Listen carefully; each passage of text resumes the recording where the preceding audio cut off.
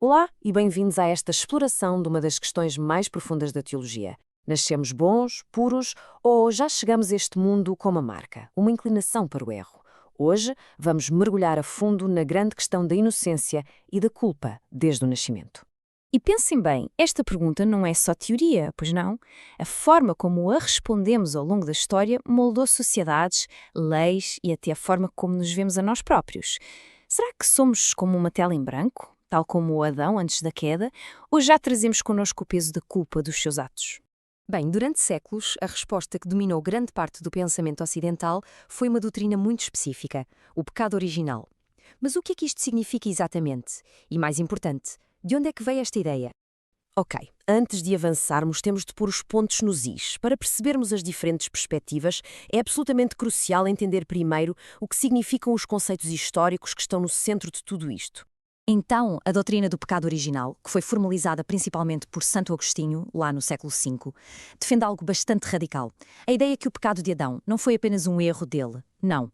Foi um ato que, de alguma forma, manchou a própria essência da humanidade, transmitindo não só uma natureza corrompida, mas a própria culpa a todas as gerações futuras. E, se isto já parece intenso, séculos mais tarde, os reformadores protestantes levaram a ideia ainda mais longe, com o conceito de depravação total. A palavra-chave aqui é incapacidade. Já não se trata apenas de ter uma natureza manchada. A ideia aqui é que nascemos espiritualmente mortos, totalmente incapazes de sequer nos virarmos para Deus por nossa própria vontade. Portanto, o que vemos aqui é uma progressão histórica muito clara. Começa com um ato no Éden, depois é formalizado teologicamente por Agostinho e mais tarde é intensificado pelos reformadores. Isto mostra-nos que não foi uma doutrina que apareceu do nada, já pronta. Foi algo que se desenvolveu ao longo de muitos séculos. Mas qual é a base bíblica para tudo isto? É aqui que as coisas ficam realmente interessantes. Vamos agora olhar com atenção para algumas das passagens que são usadas para apoiar esta doutrina e explorar outras formas de as interpretar. Romanos 5,12 é, talvez, o versículo central de todo este debate.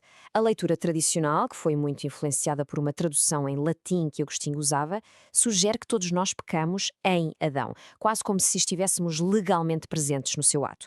Mas uma leitura alternativa, mais próxima do grego original, sugere um paralelo. A morte entrou no mundo por causa de Adão e depois espalhou-se porque todos nós, individualmente, pecamos como Adão pecou. A diferença parece pequena, mas as implicações são gigantescas. E o que dizer do Salmo 51, quando Davi diz: "Em pecado me concebeu minha mãe"? Será isto uma declaração sobre a natureza de todos os bebés que nascem? Ou será que é a linguagem poética e hiperbólica de um rei que está a lamentar a sua própria transgressão terrível com Batseba? A visão alternativa diz que Davi está a descrever o ambiente pecaminoso da sua própria vida, não uma culpa herdada por todos no momento do nascimento. A mesma lógica aplica-se ao Salmo 58. Os ímpios desviam-se desde o ventre. A palavra-chave aqui é mesmo desviam-se.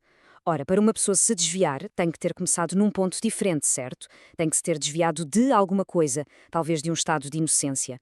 Por isso, o argumento aqui é que a passagem descreve o caminho que os ímpios escolhem e não o ponto de partida de toda a gente. Tudo isto leva-nos a um modelo alternativo que é fascinante. E se o que herdamos de Adão não foi a sua culpa moral, mas sim as consequências do seu pecado, ou seja, a mortalidade e um mundo caído? Imaginem esta analogia que é muito forte. Um condutor embriagado causa um acidente trágico. Uma família completamente inocente sofre as consequências terríveis do ato dele.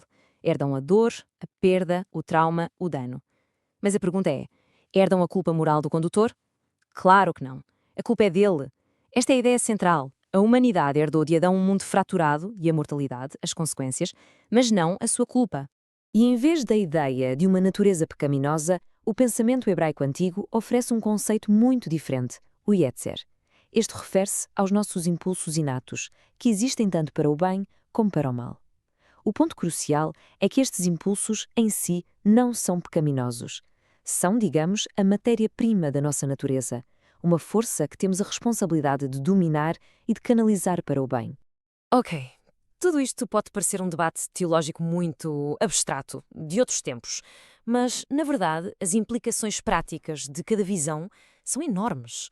A forma como vemos a nossa natureza mais fundamental afeta tudo, desde a nossa visão de Deus até à nossa responsabilidade pessoal. Se abraçarmos esta visão alternativa, as consequências são profundas. Primeiro, a responsabilidade pelo pecado torna-se estritamente individual. Segundo, a imagem de Deus muda para a de um juiz justo que não culpa inocentes por atos que não cometeram. Terceiro, a humanidade é vista como sendo criada com uma capacidade genuína de escolher o bem. E a vinda de Cristo neste cenário é para nos redimir da morte e dos nossos próprios pecados, não de uma culpa que já trazíamos de nascença. Isto deixa-nos com uma pergunta final para reflexão. Se a natureza humana não é inerentemente má, mas sim dotada de liberdade para escolher, o que é que isso revela sobre o verdadeiro potencial que temos para o bem? E sobre a responsabilidade que cada um de nós tem de cultivar essa capacidade todos os dias?